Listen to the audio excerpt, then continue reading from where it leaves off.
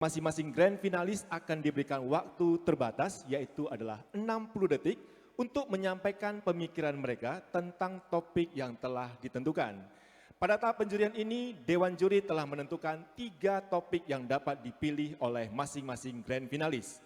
Adapun pilihan topik yang mereka dapat pilih adalah yang pertama, cinta kasih di era digital. Yang kedua, kesadaran di tengah kekacauan. Dan yang ketiga, dari empati menjadi aksi. Masing-masing grand finalis akan maju ke depan nantinya dan menyatakan pemikiran mereka dengan topik yang mereka pilih dalam waktu kurang dari 60 detik. Namo Sang Hyang Adi Budaya, Namo Buddhaya. Dalam ajaran agama Buddha, kita diajari karuna, yaitu welas asih. Welas asih tidak hanya berhenti di luar, namun ia terus berlanjut di dalam hati. Empati adalah ketika kita merasakan penderitaan orang lain, seolah-olah itu adalah penderitaan kita sendiri. Namun, apakah cukup hanya dengan merasakan? Jawabannya tidak. Empati adalah awal, bukan tujuan. Ia adalah benih yang harus tumbuh dari titik kepedulian kita menjadi tindakan nyata. Sesuai dengan ajaran Sang Bagawa, kebajikan tidak hanya dipikirkan, tetapi dilaksanakan. Maka dari itu pada kesempatan kali ini saya ingin mengajak para hadirin sekalian untuk mari kita bersama-sama melaksanakan empati dan karuna dalam kehidupan sehari-hari. Sekian yang bisa saya sampaikan, saya ucapkan terima kasih. Namo Sang Hyang Adi Budaya, Namo Buddhaya. Dalam ajaran Buddha, empati lebih dekat dengan yang namanya mudita, yaitu ikut bergembira atas kebahagiaan orang lain.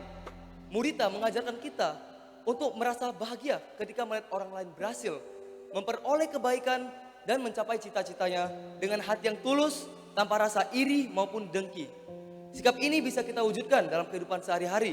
Contohnya seperti memberi dukungan, mengucap selamat dengan tulus, dan juga merasa bangga dan bahagia atas keberhasilan teman maupun keluarga. Dengan ini, hati kita akan merasa lebih damai, lapang, dan juga penuh kebajikan. Semoga kita semua dapat melakukan dan mempraktekkan mudita di dalam kehidupan sehari-hari kita. Sekian dari saya, Namo Buddhaya. Namo Sang Hyang Adi Budaya, Namo Buddhaya. Menjaga kesadaran di tengah kekacauan seringkali terasa mustahil bagi banyak orang. Namun dalam Buddhisme justru kekacauan inilah merupakan cara terbaik dalam melatih kesadaran. Kuncinya dengan menjaga jarak antara kondisi yang kacau dengan tindakan yang kita lakukan. Dalam Buddha Sasana, Guru Agung Buddha mengajarkan konsep sati sampajanya yang berarti kesadaran penuh akan kondisi saat ini dan disertai dengan pemahaman jelas tentang tindakan yang kita lakukan. Memang sulit melakukan sati sampajanya ketika batin sedang kacau. Namun ketika kita mampu menenteramkan batin kita, sati sampajanya ibarat alat untuk melihat sekeliling kita sebagaimana adanya. Dengan begitu, kita akan berhasil melaksanakan praktik dhamma dengan kebijaksanaan kita di tengah kekacauan. Sekian dari saya, Anumodana, Namo Buddhaya. Namo Sang Hyang Adi Budaya, Namo Buddhaya.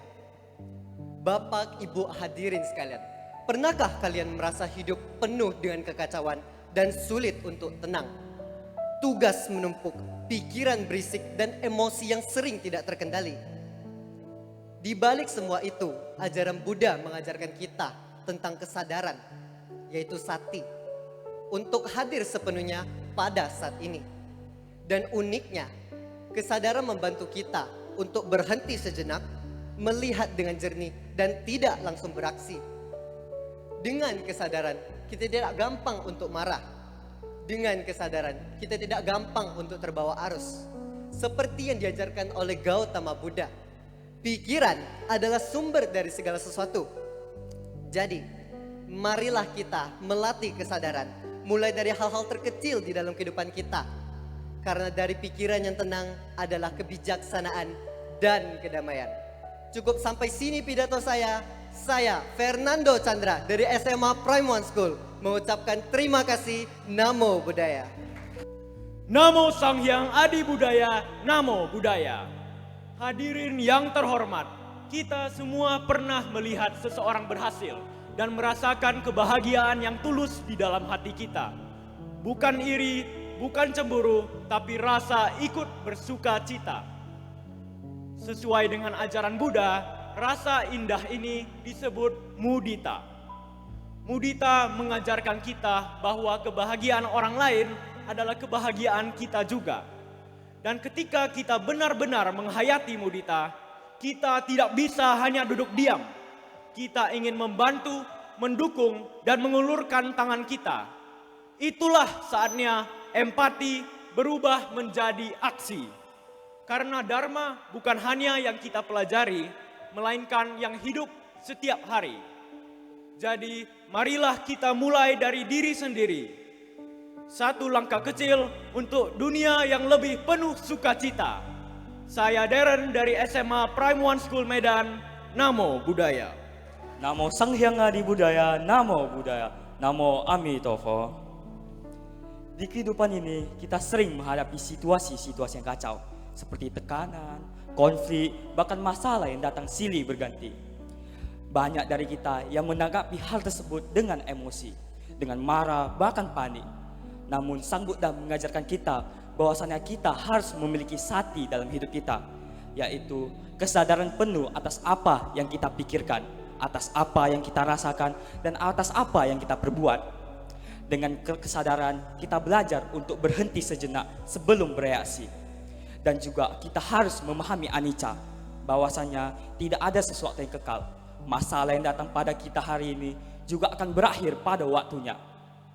Dengan kesadaran dan pemahaman Buddhis, kita dapat mengatasi masalah dengan tenang, dengan bijaksana, dan juga menumbuhkan metta dalam diri kita, yaitu cinta kasih terhadap sesama, bukan kebencian. Seperti yang disabdakan Buddha pada Dhammapada Wagga 5, bahwasanya kebencian tidak akan pernah habis jika dibalas dengan kebencian, tetapi kebencian akan habis jika dibalas dengan cinta kasih. Sekian dari saya, Namo Buddhaya. Namo Sang Hyang Adi Budaya, Namo Buddhaya. Perkenalkan, saya Charlene Huang yang akan menyampaikan sepatah kata. Bapak, Ibu, dan teman-teman yang saya hormati, pernahkah kalian merasa dunia ini sangat berisik? Bukan cuma suara kendaraan, tapi suara omongan orang yang bikin kita merasa takut. Saya pernah, saya takut dibilang aneh. Dan akhirnya saya terjebak dalam comfort zone saya sendiri. Tapi dalam ajaran Buddha terdapat istilah eling. Artinya kita punya kesadaran yang penuh. Kita sadar bahwa semua kegaduhan di dunia ini merupakan anicca, alias tidak kekal. So, let them. Biarkan mereka berisik. Itu tidak mengganggu fokus kita. Kita tetap berani menjadi versi diri yang lebih baik dari sebelumnya. That's why I'm here, melawan rasa takut supaya omongan orang tidak menjadi standar hidup saya.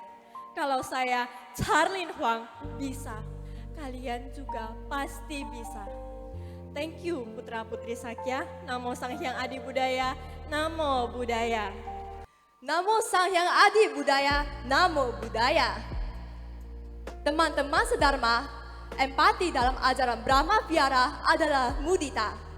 Mudita yaitu sikap saat seseorang merasakan kebahagiaan dan kita bisa merasakan bahagia. Dengan mudita, kita bisa merasakan suatu bahagia tanpa iri dan tanpa membandingkan diri dengan yang lainnya. Mudita tidak hanya bisa dijalankan dengan rasa, tetapi mudita juga harus menjadi tindakan, yaitu aksi. Bisa sesederhana mengucapkan selamat, mendukung teman, atau membantu teman agar kebahagiaan mereka bisa bertumbuh. Saat mudita sudah menjadi aksi, kita juga harus ikut menyebarkannya dan kebahagiaan itu akan menjadi lebih panjang. Kebahagiaan orang lain akan kita ikut menyebarkannya dan merayakannya, yaitu kita akan bantu dan juga membuat kebahagiaan itu lebih positif dan bersama. Saya Rika Krisdi dari SMA Perempuan School. Terima kasih dan Namo Buddhaya. Namo Sang Hyang Adi Budaya, Namo Buddhaya. Empati menjadi aksi. Saat melihat orang yang kita kenal bahagia, kita seringkali ikut berbahagia. Itulah yang dinamakan sebagai mudita. Kebahagiaan saat melihat orang lain juga bahagia. Namun, hidup tak selalunya tentang kebahagiaan. Ada juga penderitaan. Disitulah karuna muncul. Karuna merupakan belas kasih yang mendorong kita untuk membantu. Keduanya adalah bagian dari Brahma Wihara yang mengajarkan kita untuk tidak hanya merasa, tetapi juga peduli. Empati bukan sekedar rasa, tetapi berani bertindak. Oleh karena itu, marilah kita menjadi pribadi yang siap hadir dan membantu sesama. Sekian dari saya, Agnieszka Caurio. Terima kasih. Namo Sang Hyang Adi Budaya, Namo Buddhaya. Namo Sang Hyang Adi Budaya, Namo Buddhaya. Dengan penerungan atas anicca, kita memahami bahwa hidup selalu berubah. Oleh karena itu, menjaga kesadaran di tengah kekacauan memang tidak mudah. Kekacauan sering dikaitkan dengan panca kasaya, zaman penuh kekeruhan batin dan kekacauan dunia. Di dalam ajaran Buddha, kondisi seperti itu dapat menjadi jalan menuju kesadaran melalui latihan sati, yaitu kesadaran penuh. Saat masalah datang, tenangkan batin. Dari batin yang sadar, tumbuh ketenangan. Dari ketenangan, timbullah kebijaksanaan. Maka di tengah perubahan dan kekacauan, mari kita berkesadaran penuh melangkah di jalan Dhamma menuju kebebasan sejati. Anumodana, Namo Sang Hyang Adi Budaya, Namo Buddhaya. Namo Sang Hyang Adi Budaya, Namo Buddhaya. Saya akan membawakan tema cinta kasih di era digital. Meta merupakan salah satu ajaran Sang Buddha yang kita ketahui bersama. Namun, kerap kali banyak dari kita lupa menerapkannya. Keterbukaan di media sosial yang awalnya dianggap sebagai suatu kelebihan, malah menjadi ladang penyebaran hal negatif. Sebagai generasi muda Buddhis, mari kita manfaatkan teknologi untuk berkomentar positif dan juga menyebarkan cinta kasih melalui media sosial. Seperti yang diajarkan oleh Sang Buddha, kebencian tidak akan pernah berakhir jika dibalas dengan kebencian.